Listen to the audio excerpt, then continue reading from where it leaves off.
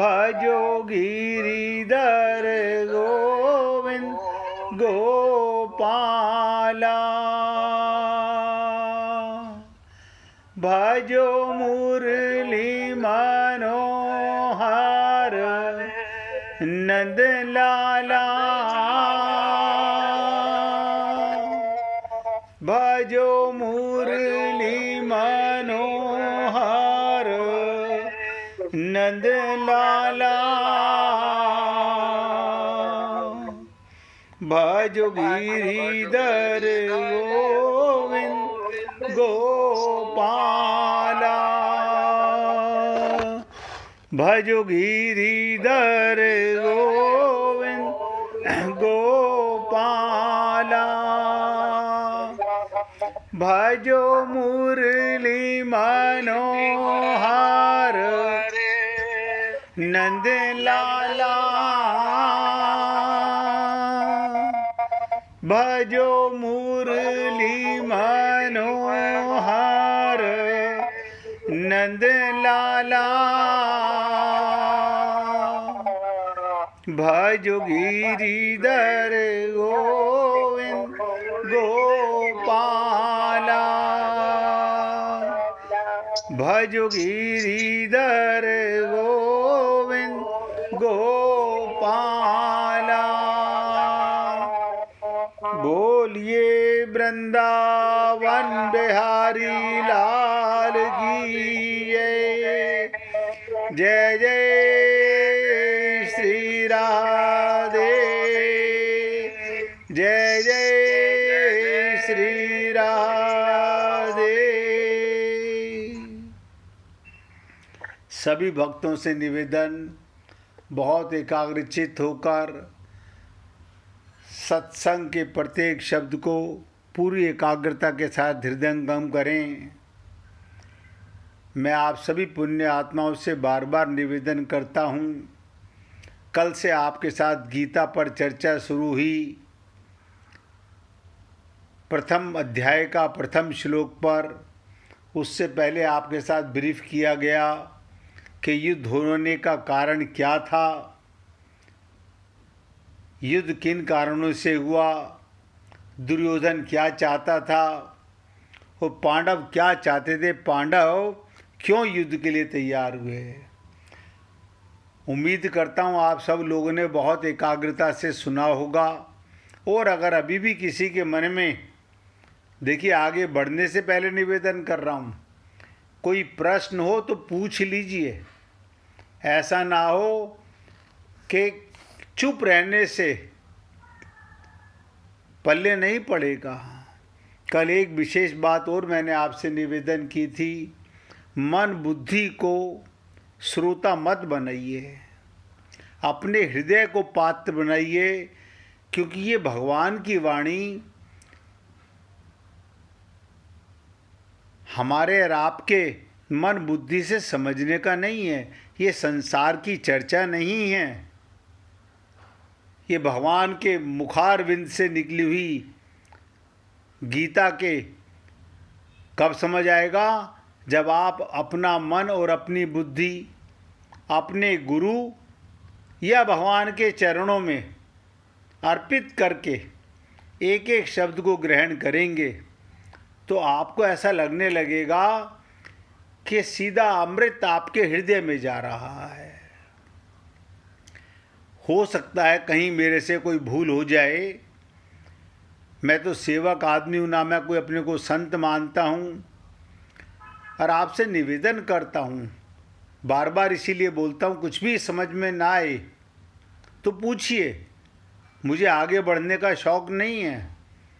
कल आपके साथ विवाह पंचमी पर भी चर्चा की और छोटी सी बात आपको बताई, हम रामनवमी का उत्सव भी मनाते हैं, जन्माष्टमी का उत्सव भी मनाते हैं, राधा अष्टमी का उत्सव भी मनाते हैं, विवाह पंचमी का उत्सव भी मनाते हैं। लेकिन हम ये कब समझ पाएंगे कि भगवान राम और सीता दो नहीं हैं, इनका विवाह तो एक सांकेतिक लीला थी। असली मकसद हम जीवों को समझाना था कि जब तक आत्मा और परमात्मा का संबंध नहीं बनेगा तो खाली अपने मन का मनोरंजन करने के अलावा कुछ और पल्ले नहीं पड़ता। संसार में ऐसा ही चल रहा है। निवेदन करना मेरा कार्य है। तो कल आपके साथ तीनों चर्चाएं की गई कि धृतराष्ट्र के पुत्र दुर्योधन क्यों युद्ध चाहते हैं, क्या कारण था, पांडव क्यों तैयार हुए युद्ध के लिए। और पहले ही श्लोक पर चर्चा थी कि धर्म क्षेत्रे कुरुक्षेत्रे समवेता युत्सवा माम का पांडवाश्चहि किम कर्तव्य संजय है।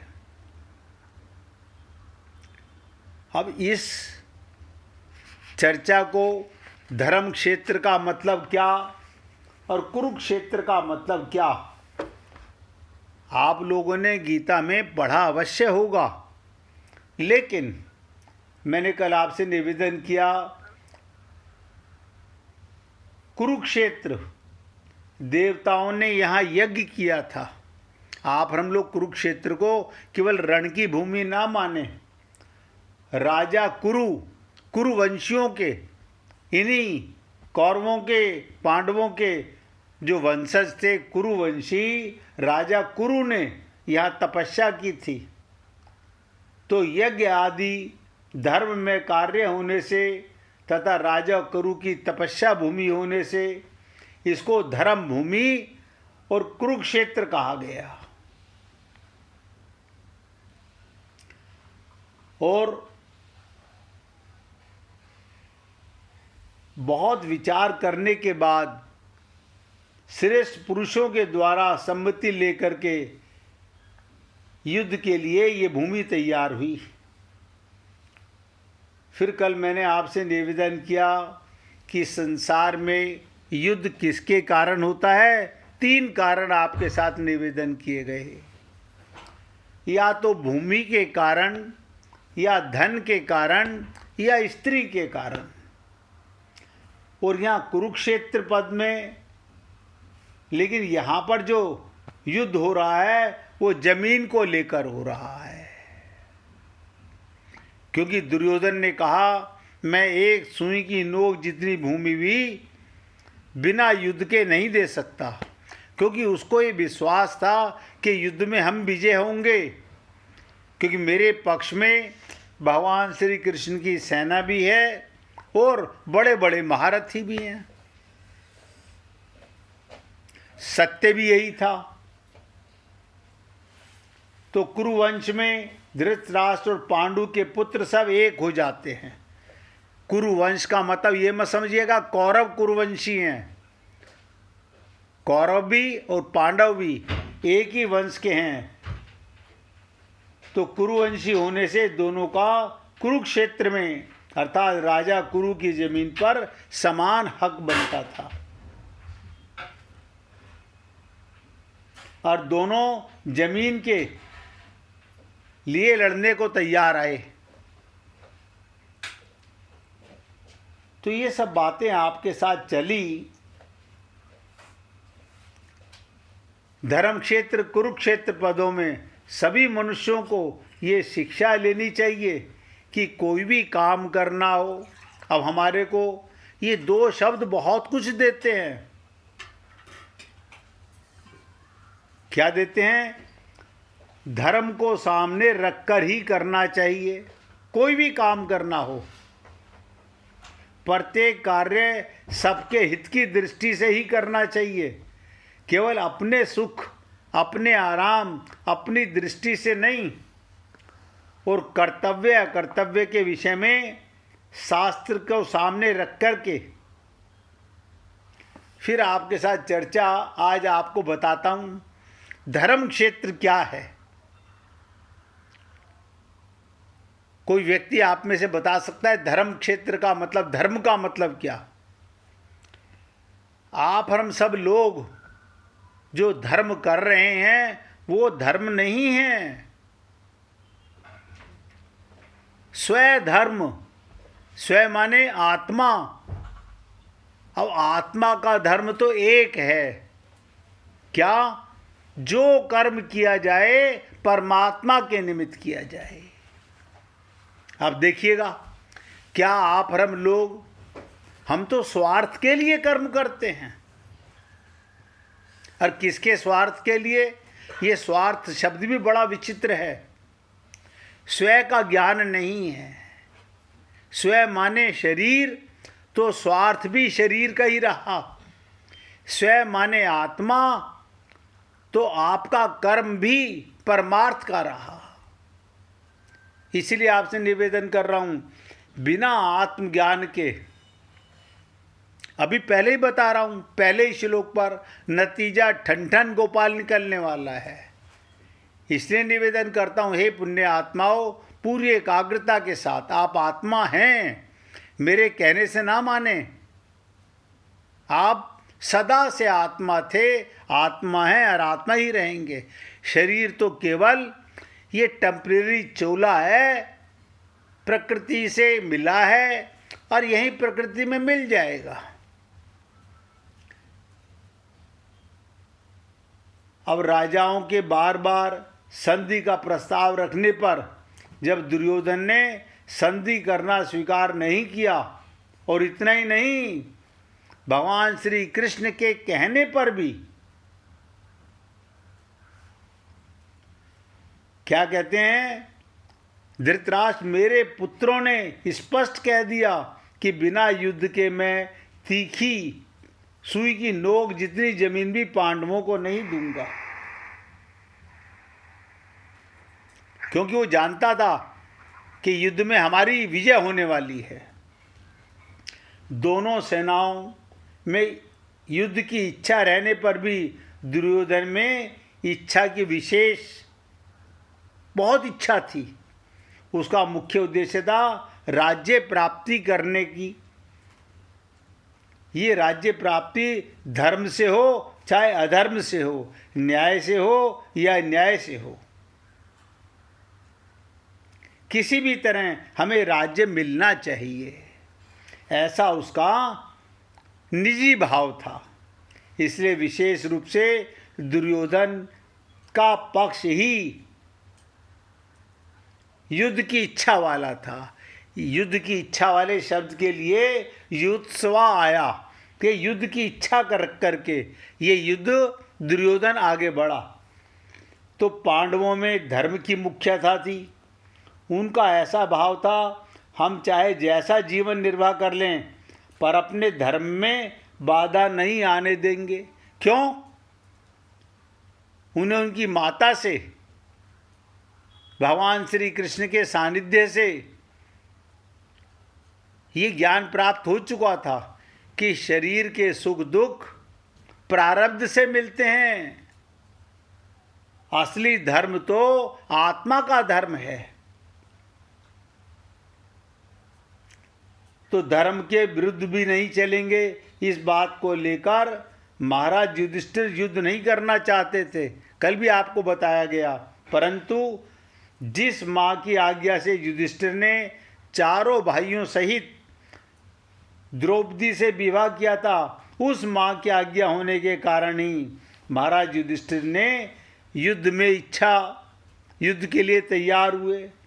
अब वो क्यों तैयार हुए उसका भी कल मैं आपको बता चुका हूँ कि माता कुंती बहुत ही सहिष्णु थी। कष्ट से बच्चे, बहुत कष्ट उसने झेले हैं। मैंने कल आपको बताया था दुर्वासा ऋषि की शिष्या थी और दुर्वासा ऋषि बहुत क्रोधित ऋषि थे, तो उनको बचपन से ही कष्ट सहने का एक्सपीरियंस था। और ऐसी विलक्षणता हर किसी में नहीं हुआ करती। हर एक पूरे संसार में कुंती ही ऐसी हुई जिसने भगवान से विपत्ति मांगी। आप बताइए, आप और हम लोग भी विपत्ति नहीं मांगते क्यों?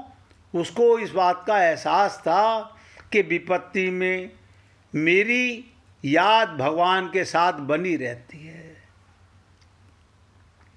और उसने भी दो कारणों से अपने पुत्रों को युद्ध के लिए तैयार किया। एक तो उसकी पुत्र वधू द्रौपदी का दुर्योधन आदि दुष्टों ने सभा में नग्न करना चाहा, अपमानित करना चाहा। ऐसा घृणित चेष्टा करके मनुष्यता नहीं थी। कुंती को बहुत बुरा लगा था। दूसरा कारण था भगवान श्री कृष्ण पांडवों की ओर से संधि का प्रस्ताव लेकर गए। नहीं मानते कोई फर्क नहीं पड़ता, लेकिन दुर्योधन ने, दुशासन ने, कर्ण ने और शकुनी ने, ये देखिए सारे थे, और इनमें से कोई नहीं बचेगा जिनके मैं नाम बता रहा हूँ। ना दुर्योधन बचेगा, ना दुशासन बचेगा, ना कर्ण बचेगा, ना शकुनी बचेगा। भगवान को पकड़कर कैद करना चाहा। इस बात को सुनकर तो कुंती के मन में विचार हुआ, अब इन दुष्टों को जल्द खत्म करना चाहिए। कारण कि इनके जीते रहने से इतने पाप बढ़ेंगे पृथ्वी पर, जिससे इनका बहुत नुकसान होगा। इन्हीं दो कारणों से कुंती ने अपने पुत्रों को, पांडवों को युद्ध के लिए तैयार किया और आज्ञा दी।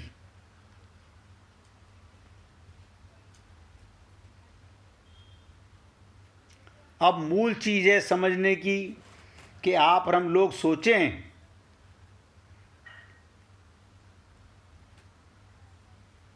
फिर कहा गया माम का पांडवश्च है। पांडव धृतराष्ट्र को अपने पिता के बड़े भाई होने से पिता के समान समझते थे। पांडवों ने कभी धृतराष्ट्र का अपमान नहीं किया, समझते थे और उनकी आज्ञा का पालन करते थे। धृतराष्ट्र के द्वारा अनुचित आज्ञा देने पर भी पांडव उचित अनुचित का विचार ना करके उनकी आज्ञा का पालन करते थे। अतः यहाँ मामका पद से तात्पर्य था कौरव। ध्यान दीजिएगा, कौरव शब्द के अंतर्गत धृतराष्ट्र के पुत्र दुर्योधन आदि और पांडु के पुत्र युधिष्ठिर आदि सभी आ गए। ये कुरुवंशी हैं सारे। तो धृतराष्ट्र ने युधिष्ठिर आदि के लिए पांडव शब्द का प्रयोग किया और अपने पुत्रों के लिए कौरव शब्द का प्रयोग किया। ये धृतराष्ट्र के शब्द हैं, दोनों अलग अलग कर दिए। फिर भी पांडवों ने धृतराष्ट्र का पूर्ण सम्मान के साथ, यानी पक्षपात धृतराष्ट्र ने चालू किया। अपने पुत्रों के प्रति मोह था। दुर्योधन आदि को तो अपना मानते थे, पर पांडवों को अपना नहीं मानते थे। इस कारण उन्होंने पुत्रों के लिए मामका, यानी ये मेरे पुत्र, और पांडवों के लिए पांडवा, यानी भेद पैदा कर दिया। इस पद का प्रयोग किया क्योंकि जो भाव भीतर होता है वही वाणी से सामने आता है। ये क्या था? द्वेदी भाव, भेदी भाव। क्योंकि मन में भेद है तो जुबान पर भी भेद आएगा। धृतराष्ट्र को अपने कुल के संगार का दुख भोगना पड़ा इस द्वेष भाव के कारण। इससे मनुष्य मात्र को, आप हम लोगों को ये शिक्षा लेनी चाहिए कि अपने घरों में, अपने मोहल्ले में, अपने गांव में, अपने शहर में, अपने देश में, अपने संप्रदायों में ये अपने हैं और ये दूसरे हैं, ऐसा भाव बिल्कुल ना रखें। आप बुरा मत मानिएगा। आप हम सब लोग 99% इस कुभाव से जकड़े हुए हैं। पाना चाहते हैं राम रस, प्रेम रस भगवान का, लेकिन ये तेरे मेरे का, राग द्वेष का, अपने पराये का भाव क्यों, जब सब आत्मा है, सिर्फ आपके घर में पैदा हो गए तो वो आपके हो गए, पड़ोसी के घर में बच्चे पैदा हुए वो भगवान के नहीं हैं।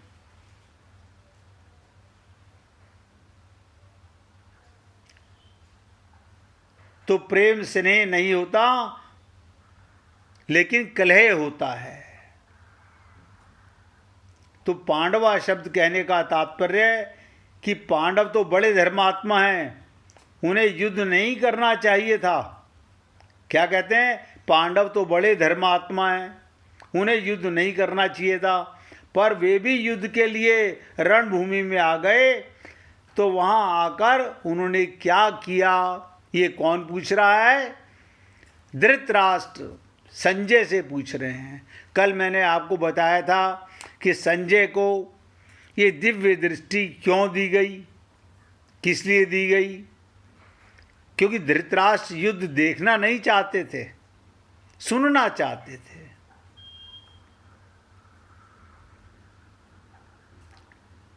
तो पहले अपने पुत्रों का लिए कहा मामका और फिर कहा पांडवा। इनमें से पहले मामका पद का उत्तर संजय आगे के श्लोक से बताएंगे, आगे आकर के ये श्लोक आगे आएगा तब बताएंगे कि आपके पुत्रों ने क्या किया और पांडवों ने क्या किया।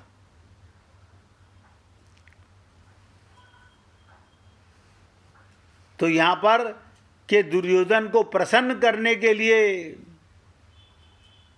भीष्म जी ने शंख बजाया और उसको सुनकर कौरव सेना में शंख आदि बज उठे।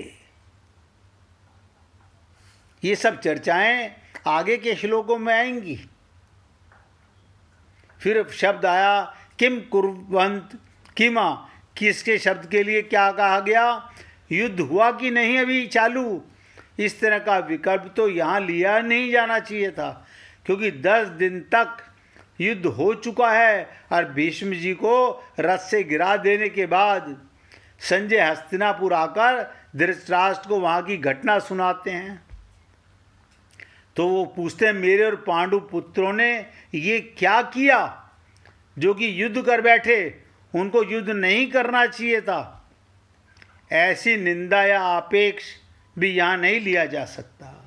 इसलिए हे पुण्य आत्माओं, ये जो मन में भगवान, मैंने कई बार आप लोगों से निवेदन किया कि जानत है प्रभु सबके मन की।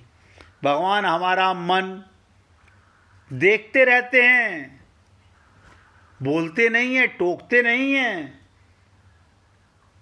और धृतराष्ट्र के मन में द्वेष का भाव था कि दुर्योधन मेरे पुत्र और युधिष्ठिर आदि मेरे पुत्र नहीं हैं, पांडु के पुत्र हैं। इस भाव के कारण दुर्योधन का भीम को विष खिलाकर जल में फेंक देना, लक्षागृह में पांडवों को जला देने का प्रयत्न करना, युधिष्ठिर के साथ छल पूर्वक जुआ खेलना, पांडवों का नाश करने के लिए सेना लेकर वन में जाना और कार्यों के करने में दुर्योधन को धृतराष्ट्र ने कभी मना नहीं किया। कारण मोह, ममता और आसक्ति। ये बातें ध्यान से सुनिएगा, ये केवल इसलिए मत समझिएगा ये धृतराष्ट्र के पुत्रों की बात चल रही है। आप और हम लोग भी पूरी तरह मोह ममता आसक्ति में जकड़े हुए हैं।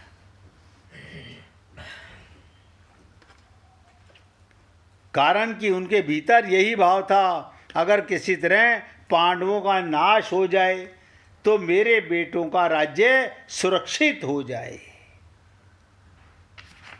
तो हे पुण्य आत्माओं, ये जो प्रथम श्लोक मैंने आपके साथ चर्चा की, तो धृतराष्ट्र के भीतर आक्षेप पूर्वक पूछने का भाव नहीं था। किम शब्द का अर्थ था प्रश्न करना कि धृतराष्ट्र संजय से भिन्न भिन्न प्रकार की छोटी छोटी सब घटनाओं को विस्तार पूर्वक ठीक ठीक जानने के लिए प्रश्न करते हैं कि मेरे पुत्र और पांडु पुत्रों को इस मतभेद से ही राग द्वेष पैदा होता है। अब आप बताइए, आप और हम लोग सोचें ये तो धृतराष्ट्र की बात है, ये तो दुर्योधन और पांडवों की बात। ना ना ना, ये भगवान हम लोगों को शिक्षा दे रहे हैं कि राग द्वेष पैदा होते ही, मतभेद पैदा होते ही, जिससे लड़ाई हुई, हलचल हुई धृतराष्ट्र के भीतर, पैदा हुए राग द्वेष का फल ये हुआ 100 के 100 कौरव मारे गए, पर पांडव एक भी नहीं मारा गया। जो एक मारा भी गया वो भी उनका साथ देने के कारण, अज्ञानता के कारण, त्रुटि के कारण मारा गया। इसका क्या मतलब, जैसे दही बिलोते हैं तो उसमें हलचल पैदा होती है। ध्यान से सुनिएगा, दही बिलोते हैं तो उसमें हलचल पैदा होती है जिससे मक्खन निकलता है। ऐसे ही माम का शब्द, यानी अपना कहने में हमने मक्खन निकाल लिया। अब पांडवा कहने में भेद पैदा हुआ। हलचल से अर्जुन के मन में कल्याण की अभिलाषा जागृत हुई, जिससे भगवत गीता रूपी मक्खन निकला। ये मक्खन कहाँ से आया गीता रूपी? कि अपने पराये का भेद। दूध में मक्खन अपने आप बाहर नहीं आता, मथने से आता है, हलचल से आता है। तात्पर्य वह कि धृतराष्ट्र के मन में होने वाली हलचल से लड़ाई पैदा हुई और अर्जुन के मन में होने वाली हलचल से गीता प्रकट हुई। इस गीता का प्राकट्य कहाँ से हुआ? अर्जुन के मन में। संबंध क्या? धृतराष्ट्र के प्रश्न उत्तर संजय आगे के श्लोक से देना आरंभ करते हैं। अब संजय क्या कहते हैं? दूसरे पहला प्रश्न केवल, पहले अध्याय का पहला श्लोक केवल धृतराष्ट्र बोल रहे हैं। और देखिएगा, आप और हम लोग युद्ध के दृष्टा तो नहीं, लेकिन ऐसा सोच के रखिएगा कि दोनों तरफ सेना खड़ी हुई हैं और उनके बीच में जो युद्ध हो रहा है, संजय के शब्दों से और भगवान श्री कृष्ण के मुख से जब गीता का प्राकट्य होगा, तब जो आपको सुनने को मिलेगा, तब आप समझ पाएंगे कि आप और हम लोग क्या समझ पाते हैं और क्या नहीं समझ पाते। तो संजय ने क्या कहा? दृष्टा तु पांडवानीकम व्यूढ़ दुर्योधनस्तदा आचार्य मुम प्रसंगते राजा वचनम व्रतीत। क्या कहते हैं? संजय बोले कि देखकर, कहते हैं धृतराष्ट्र संजय देखकर, और खाली देखकर नहीं, खड़ी हुई पांडवों की सेना को देखो और देखकर उसके अंदर दुर्योधन और पांडवों के बीच में कौन कौन आचार्य कहाँ कहाँ पर कैसे विद्यमान है, इसकी मुझे डिटेल में व्याख्या करके बताइए। जिस समय दोनों सेनाएं युद्ध के लिए खड़ी हुई थी, उस समय की बात संजय यहाँ क्या कहते हैं? कारण कि धृतराष्ट्र का प्रश्न युद्ध की इच्छा वाले, और शब्द क्या था? मेरे और पांडु पुत्रों ने क्या किया। आप बताइए, ये मेरे शब्द कहने का तात्पर्य यही है, जब सारे ही कुरुवंशी हैं और धृतराष्ट्र तुम राजा हो, तो राजा के लिए अपने पराये का भेद नहीं होना चाहिए। अगर किसी वंश में, किसी घर में कोई हेड ऑफ द फैमिली है, तो उसका कर्तव्य बनता है कि भेद बुद्धि मन में ना रखे। लेकिन आप घरों में देखते होंगे, वही दो भाई जो एक साथ 4 भाई 6 भाई एक घर में एक माँ के गर्भ से जन्म ले लेते हैं, लेकिन अपना अपना परिवार होने के बाद भेद आने लगता है। तो धृतराष्ट्र का प्रश्न युद्ध की इच्छा वाले मेरे और पांडवों के पुत्रों ने क्या किया, इस विषय को सुनने के लिए है कि मैं सुनना चाहता हूं। तो पांडवों की वज्रव्यूह से खड़ी सेना को देखने का तात्पर्य कि पांडवों की सेना बड़ी सुचारू रूप से एक ही भाव से खड़ी थी। ध्यान से सुनिएगा, ये शब्द जो आया पांडवानिकम व्यूढ़म, कि ये एक भाव से खड़ी हुई थी सेना, अर्थात उनके सैनिकों में दो भाव नहीं थे, मतभेद नहीं था, मतभेद नहीं था। लेकिन मतभेद कहां से हुए? कहते हैं कौरव सेना में मतभेद था। क्या मतभेद था? क्योंकि दुर्योधन दुशासन आदि तो युद्ध करना चाहते थे। ध्यान दीजिएगा, एक सेना में मतभेद नहीं है, एक सेना में मतभेद है।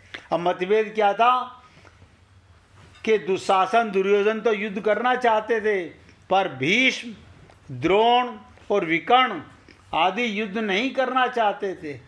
इन्हीं में जहाँ आपस में मतभेद होता है वहाँ तेज प्रभाव नहीं रहता, वहाँ पर प्रभाव गिरने लगता है। तो कहते हैं उनके पक्ष में धर्म और भगवान श्री कृष्ण थे। क्या वजह थी? पांडवों के पक्ष में धर्म था, वो स्वधर्म आत्मा के धर्म से लड़ रहे थे। और भगवान श्री कृष्ण कहाँ होंगे? जो आत्मा से, अब आप हम लोग देखिए, हम आत्मा का कल्याण करना चाहते हैं या शरीर का कल्याण करना चाहते हैं? या पर हम लोग भली प्रकार समझते भी हैं और सोचते भी हैं, लेकिन करते समय भूल जाते हैं कि हम क्या कर रहे हैं। इसलिए 1 मिनट पहले भगवान का कीर्तन करेंगे, उसके बाद आगे चर्चा करेंगे। श्री कृष्ण गोविंद हरे मुरारी,